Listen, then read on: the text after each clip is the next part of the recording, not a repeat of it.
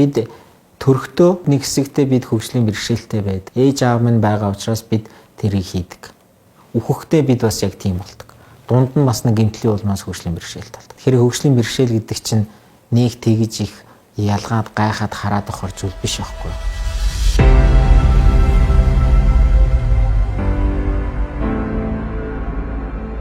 Монгол улсын нийт хүн ам маань 3.2 сая. Албан ёсны тоо баримтаар бол манай улсад байгаа хөгжлийн бэрхшээлтэй иргэдийн тоо 4 орчим хувь буюу 130 орчим мянган хүн байгаа гэж байна.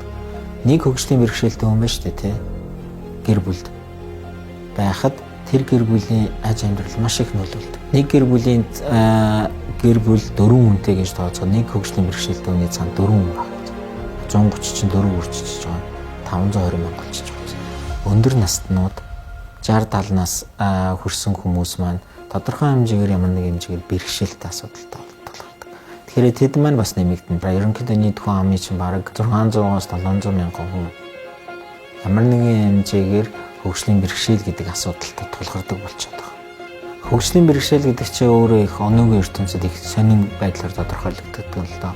Хөгжлийн бэрхшээлгээ бодцохоор хүмүүс энийг бусад хүмүүсүүдтэйгээ нэг стандартчилсан байдлаар хоёр гараа өргөдөг, хоёр хөлөө алхаж чаддаг, толгой нь бүрэнгийн хэлбэртэй хоёр нүдэн бүрэн бүтэн байх ёстой гэсэн ойлголт байдаг.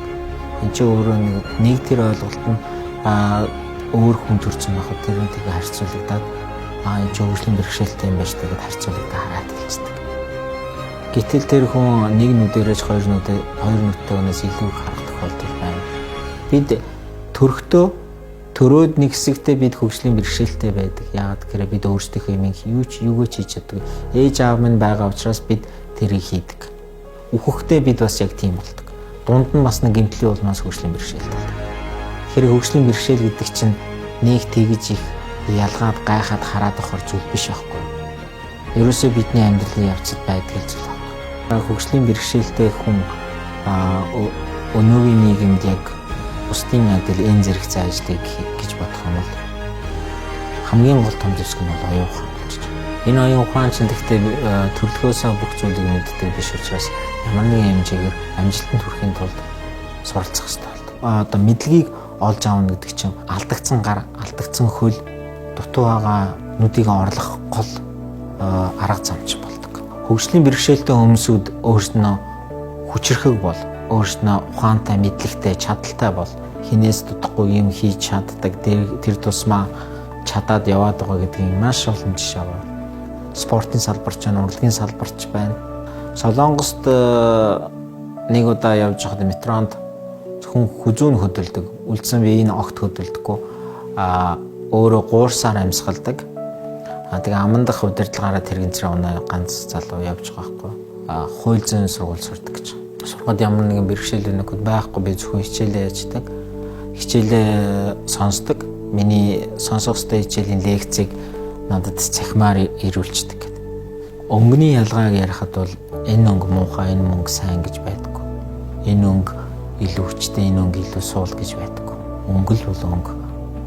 Тэр өнгө гэдэг утгаараа хүн л бол хүн өөрийн гэсэн нэг онцлогтой болоод төрчихжээ. Яг хөл гарна бусдаас арай өөр, юмыг илэрхийлэх байдал нь арай өөр, бие авч байгаа байдал нь магадгүй өөр. Гэтэ эцсийн үр дүнд бол тэр хүн чигээрэл үлддэг. Нэгэн талын хорвоо дээр тэрсэн оюун санаад хүн учраас. Энэ одоо өнөөгийн ертөнцид хүсэж байгаа зүйл болохоор энэ хүнд зүгээр л хүн гэдэг үдээсээ л хандаач.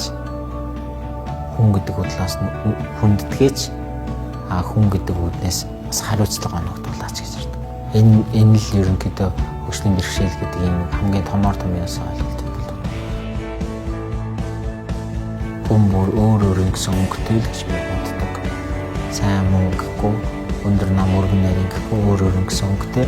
Чиний төрсөн өнгө, чиний одоо байгаа байдлаа яасан ч хизээж хажууч юм байгаа хүнийг чинь муу биш, сул биш, дорой биш. Өвдөл нь угаасаа бүгдэнд нийцэл өгсөн. Харин зүгээр яаж хөгжүүлэх вэ? Чамаас өөрөөс чамаа